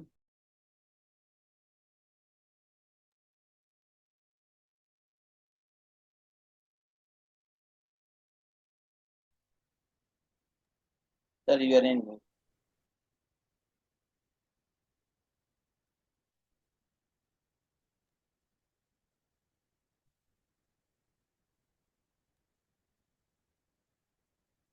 These rules provide for recognition of RVU that can train and certify values. And to become a registered value, first of all, you have to become a member of an RVU, which is have been approved by IBBI. For example, an organization like CEB Integral Appraisers Foundation. So these are recognized as RVU. You have to become a member of some RVU, then you have to go through 50 hours mandatory education program, which you are doing. And after that, you have to clear an examination in which you have to score at least 60% marks to clear the examination. And after sir that, presentation आगे नहीं बढ़ रहा, हाँ जी, अभी यहीं पे है, presentation slide नहीं चल रही। वो स्लाइड चलेगी सर जब मैं चलाऊंगा, अब चिंता मत करिए। अभी मैं आपको बता रहा हूँ, बहुत सी चीजें हो सकती है यहाँ पे ना लिखी हो sir. So after you clear the examination, you will apply for registration through your RVO. And once your documents are verified by RVO and IBBI, you will be issued registration certificate by IBBI. And after you got the certificate of registration, you have to go through the process of getting certificate of practice, COP. So once you get COP, you Hello, can sir. work as a registered valuer. Then it's not moving, sir. It's an Yes, asset sir. value. Yes. Hello. Hello. Slide is not changed. Slide आने मिल दिख नहीं रही sir. नहीं sir, valuation standard पे ही है, eligibility registration पे ही है। Sir मैं वही नहीं, कोड ऑफ कंडक्ट पे ही है सर। नहीं सर, चेंज नहीं हुआ। नहीं, कोड ऑफ कंडक्ट नजर नहीं आ रहा आपको? नहीं सर, नहीं आ रहा। सर सभी को ऐसा ही? Yes, sir. Yes, sir. नहीं आ रहा है. Only for salient features of the component, only first 3 points are visible, sir. Sir, reshare karo, sir. There is some technical issue, I guess. Some technical issue, sir.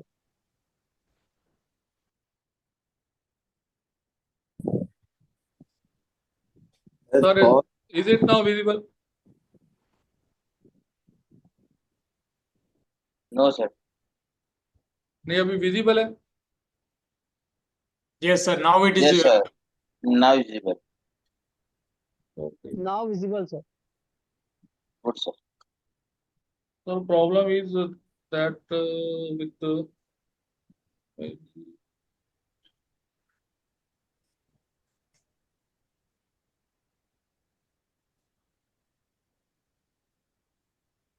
now is it clear?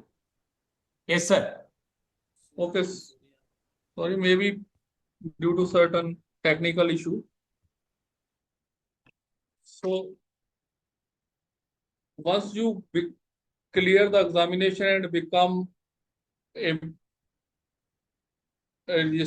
get registration with certificate from the IBBI, you will have to go through the process of getting certificate of practice. Or after getting certificate of practice, you can work as a registered valuer. And once you become a registered valuer, you have to go through the process of getting certificate of continuous education program. For at least you have to attend a continuous education program of 16 hours in a year to remain as registered valuer, and you have to submit certain reports regarding the work you have done to your RV. And the work done by you may be checked anytime by the RVO personals or by the IBBI personnel. So if you have done anything wrong, or if you are not complying with the rules and regulations, then you may be punished for that. So practicing as registered valuer without proper registration is prohibited and punishable. Or if you are not adhering to the compliances and rules and regulations, you may get punishment for that. And then these rules provides the transparency and accountability for registered valuers. So registered valuers must maintain transparency and accountability in their report and disclose any conflict of interest. Conflict of interest means if you are doing valuation of a company and if you have any share in that company, that is called conflict of interest. So a valuer must declare if they have any financial interest in the company whose assets they are valued. Next topic in your syllabus is Companies Act 2013.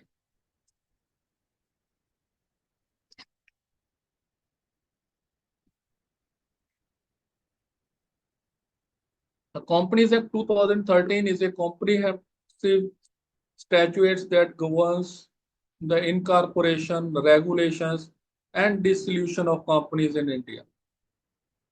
So its aim is to improve corporate governance, enhance transparency, and protect the interest of all the stakeholders involved. So first act or section 192 of Companies Act 2013, which you have to learn. According to this act, this act states that the notice for approval of resolution by the company or holding company in general meeting must include the particulars of the arrangement along with the value of the asset involved in such arrangement, which must be duly calculated by the registered value. So these are basically rules in case there is certain problem with the company or the company becomes insolvent.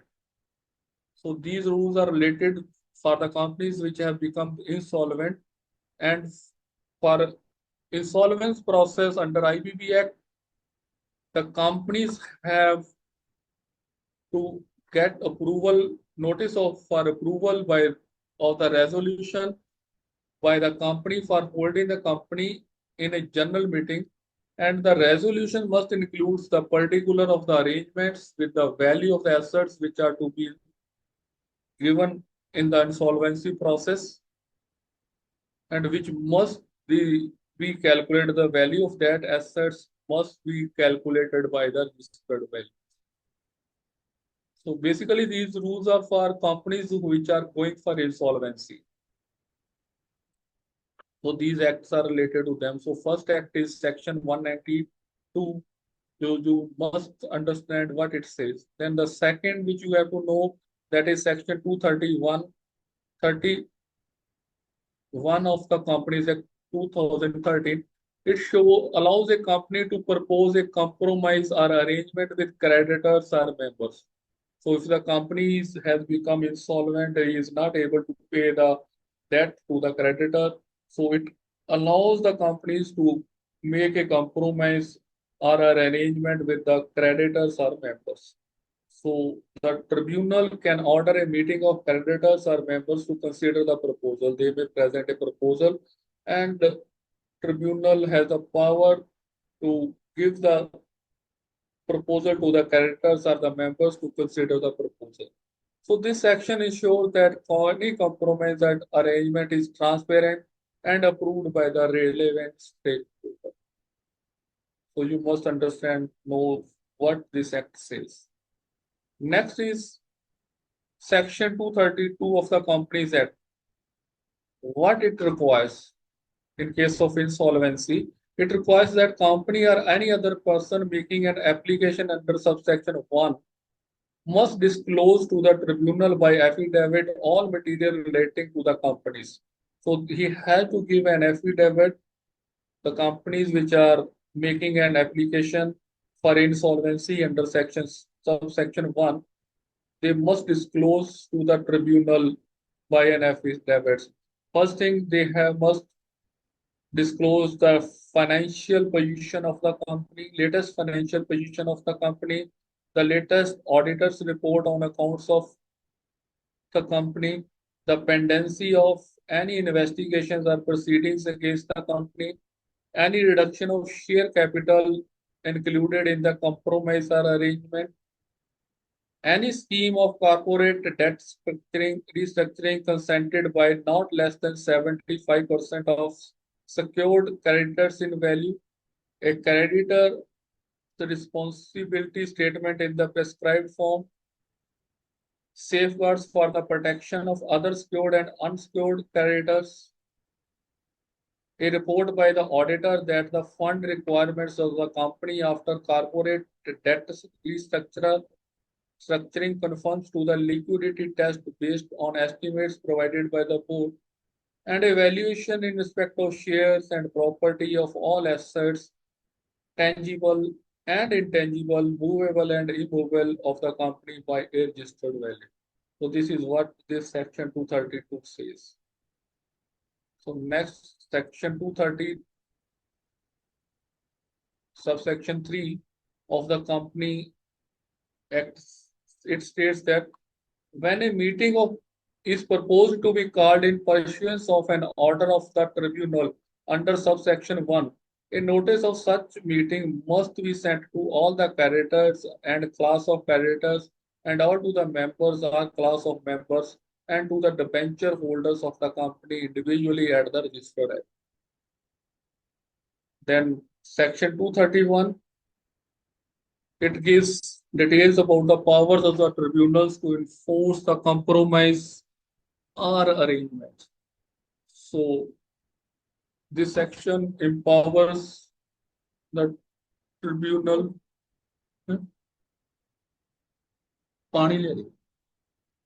This section empowers the tribunal to supervise the implementation of a compromise or arrangement sanctioned under section 231.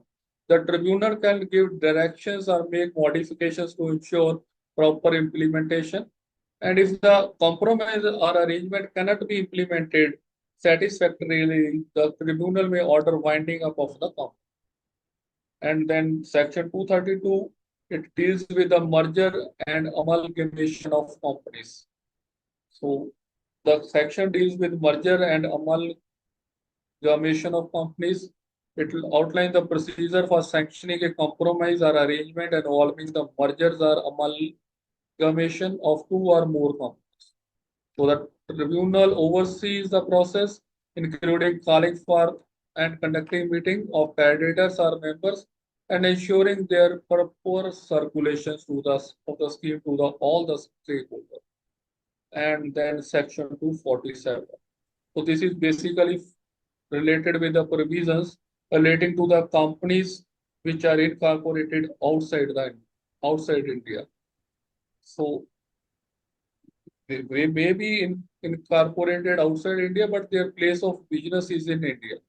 So it includes provisions for registration of such companies, their obligations, and consequences of non-compliance.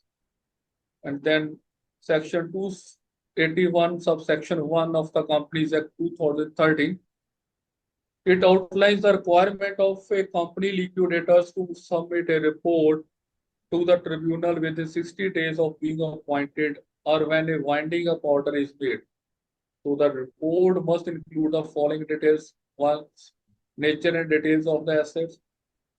It includes their location and value with separate mentions of cash balances, bank balances, and negotiable securities, etc. Then capital issued, subscribed, and paid up. Amount of capital issued, subscribed, and paid up by the company. Then liability of the companies which are existing and contingent liability. Then debt due to the company with the name and addresses and occupation of debtors and the amount which is likely to be realized. Then guarantees, if the company has extended any guarantee that has to be mentioned, and contributories and dues. So list of contributories and dues payable by them, including unpaid costs. Then intellectual properties, so details of trademark, intellectual properties owned by the company. Then they have to give the details of contracts and collaborations, such as subsisting contracts, joint ventures, and collaborations. Then holding and subsidiary companies of the company, details of holdings and subsidiary companies, if any, and details of any legal cases filed by the company or against the company. So other information as the tribunal may direct or the company liquidator may consider necessary. Next is salient features of Insolvency and Bankruptcy Code 2016 concerning valuation. First thing is, it is a duty of the valuer to do the valuation so that as to give maximum asset value. It doesn't mean that he has to go out of the way or to increase the value, but he has to follow a process so that the asset value is maximized. So primary objective is to maximize the value of debtors' assets to ensure maximum recovery of creditors for the record. So during resolution process, the resolution professional ensures that assets are valued accurately to fetch best possible price. Second thing is transparent valuation process. So this code IBC 2016, it mandates a transparent and credible valuation process to facilitate decision making.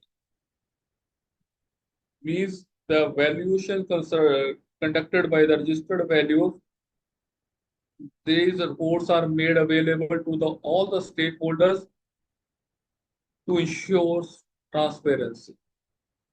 Then first thing is maximization of value, and second thing, because in the case of insolvency, if it is not possible for any compromise or any, and in the end it has to go for liquidation, then you as a valuer, you have to provide a liquidation value. So liquidation value means value of the assets if the corporate debtors were to be liquidated on the insolvency commencement date. So then we have to provide liquidation value.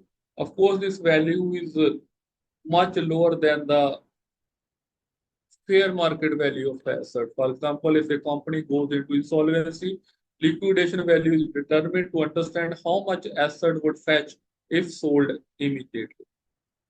So in all this process, the registered value has important role as they have to carry out the valuation process in such a way that they are able to provide fair market value so that it is maximize possible value of the asset, and at the same time they may have to provide liquidation value also, while adhering to the standards set up by Insolvency and Bankruptcy Board of India.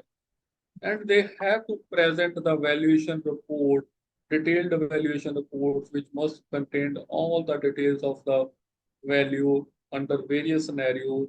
They have to provide fair market value, realizable value, distressed sale value, as the condition may be. So, for example, a valuation report for manufacturing plant might include value under normal market conditions as well as its value is sold quickly in a distressed situation. And then this act works in such a way that stakeholders' interests are balanced, means balancing stakeholders' interests. So valuation process aims to balance the interest of all the stakeholders, including creditors, shareholders, and employees.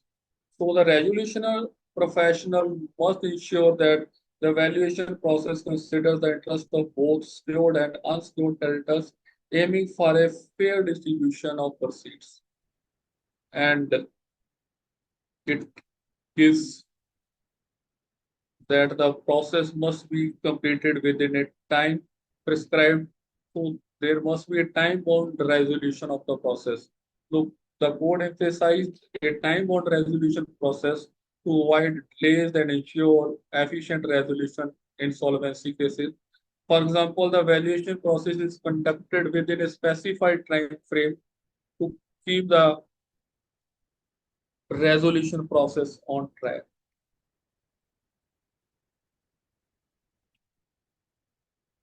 So these features ensures that the valuation process under Insolvency and Bankruptcy Code 2016 is fair, transparent, and aimed at maximizing the value of asset for the benefit of all the stakeholders. So these acts was those properties which goes for insolvency. But before insolvency, there may be a process of reconstruction of financial assets. So as to save the property to go for insolvency so that the debts are cleared and by this process. So that act was promulgated in 2002. It is also called SARFAESI Act. Full name of SARFAESI Act is Securitization and Reconstruction of Financial Assets and Enforcement of Security Interest Act 2002. So basically, contains a lot of things, but as far as syllabus is concerned, we have to deal with only that part of this act which deals with the valuation. So we have to learn the process of SARFAESI Act 2002, which is concerning valuation. First thing is you must know what is securitization. So basically, securitization is the process of pooling various types of finance assets like loans, mortgages, and receivables and converting them into marketable securities. So what banks does, for example, a banks bundle together home loans and sell them as a mortgage-backed security to the investor. So this allows the bank to raise immediate funds and offload the risk of those loans. So this is basically a process in which various types of financial assets are pooled together, and for example, bank bundles together a number of home loans and sells them as mortgage-backed securities. So what this process will allow? This will allow the banks to raise immediate funds and offload the risk of those loans. And first thing is securitization. Second is reconstruction of financial asset. So reconstruction of financial asset means management and restructuring the non-performing assets to make them profitable. See here the difference. It is a process of pooling various types of financial assets. And this reconstruction, it involves the management and restructuring of non-performing assets to make them profitable again. So an asset reconstruction company buys a distressed loan from a bank at a discount and then work on recovering the owed amounts by restructuring the debt or selling off collateral. So this is an example. And how it works, how this act works. First thing is identification of assets. So when the financial institutions have to go for securitization and reconstruction, first of all, they will identify the assets which they can use for, which they think they are suitable for securitization and reconstruction. So first thing, they have to identify the assets, and then they have to pool together certain assets, similar certain assets, to create a diversified portfolio. Then issuance of securities. So the pooled assets are converted into securities and sold to the investors. And then recovering or restructure. So if they go for recovery and restructure, then for reconstruction, asset recovery companies, corporates, they work on recovering the assets by restructuring the debt terms and liquidating assets. So what are the benefits of this act for banks? It frees up capital, reduces risk, and improves liquidity. For investors, it provides a diversified investment option with potentially higher returns. And for our borrowers may receive more manageable terms on restructured loans. So then next is enforcement of security and trust. How this act is enforced. So as far as lenders are concerned, they can enforce their security and trust without court intervention if a borrower defaults. So under this act, lenders can enforce their security and trust, and they do not need to go to the court if the borrower defaults. So a bank can seize and auction the property pledged as collateral without going to the court. And second thing, the valuation in this case has to be done by the registered valuer. So only registered valuer which are registered with the bank, which are independent by the bank to do valuation under Securitization Act, they can conduct the valuation of secured assets. For example, a bank hires a registered value to assess the market value of a mortgage property,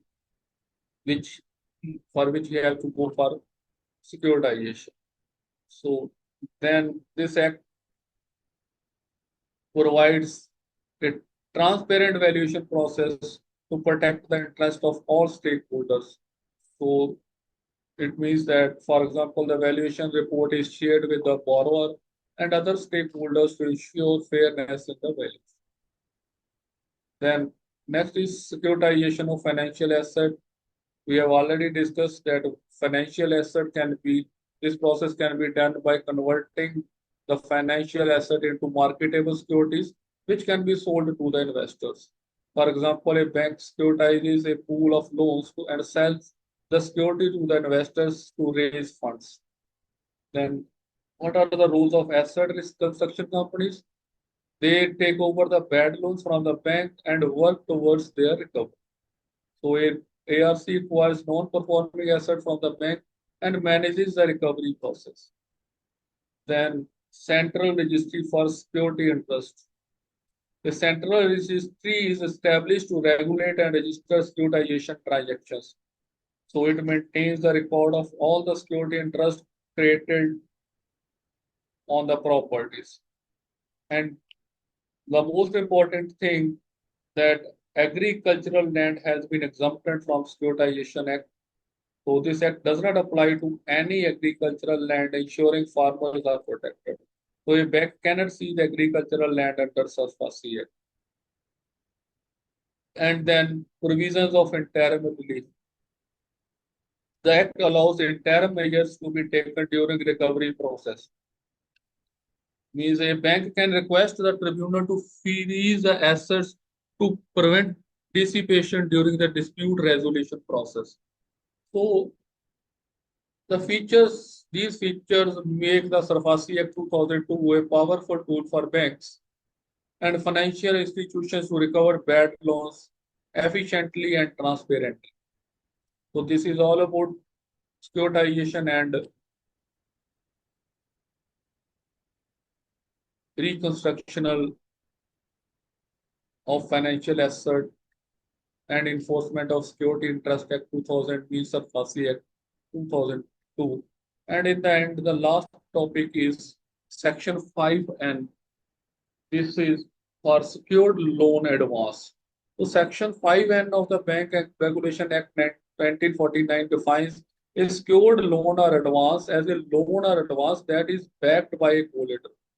So if you get a loan by mortgaging something as a collateral security, then the loan will be called the secured loan. If the loan has not been sanctioned by not mortgaging anything, then it is called unsecured loans. So most of the times banks give secured loan only in certain cases, such as in personal loan, you may get unsecured loan from the bank, but most of the loans sanctioned by the banks, they are secured loans, and this secured loan definition has been given in Section 5N, which deals with the secured loan or advance. So this means that the lender has a claim on specific assets of the borrower in case he makes some default. Then mortgage loan. So what is mortgage loan? A loan taken out of the purchase real estate where the property itself serves as a collateral. If the borrower defaults, the lender can take possession of the property. So this is all about general laws.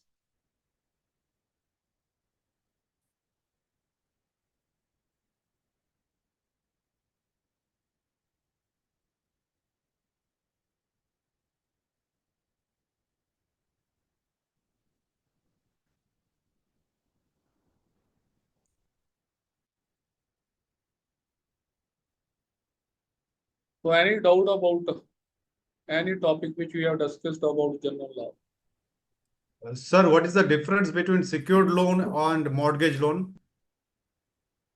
Sir, secured loan means you have, let us suppose you have taken a car. So car itself is a security. If you have taken a housing loan, if you purchase a plot and you take a loan for construction of a house, means that property is itself a security. And if you give some your house property as a collateral security for the bank for your business purposes, that is a secured loan.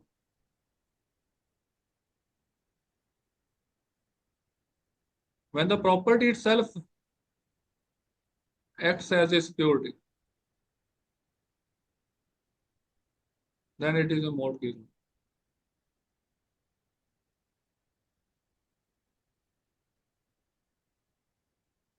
Any other doubt about what we have learned so far? Hello, sir. Yes, sir. Sir, I want to have a question. Why only 34 AB valuer only can do only NP valuation? Sir, this is as per rules of the land. We cannot comment on these things. We have to deal only with the syllabus. As far as syllabus is concerned, all government has allowed to do valuation for under capital gain tax to be done by the person registered with under Section 34 AB. Maybe it may be changed in the coming days or may not be, depending upon if there is valuers will come into force, then maybe we are able to do valuation as a registered value under capital gain tax. And of course, the process of capital gain, whatever the new things have been added by the finance minister in this year's budget, it will not be applicable after 3 to 4 years. When we will be doing case studies based upon capital gain, you will learn that it will remain effective for 3 to 4 years. After that, indexation process will end, and there will be no need of any valuation to be done by the registered value, even though you may be a registered value under Section 34 AB or registered under Companies Act. The only thing will be just the difference between purchase price and the sale price, and you will have to pay the tax at the rate of 12.5%.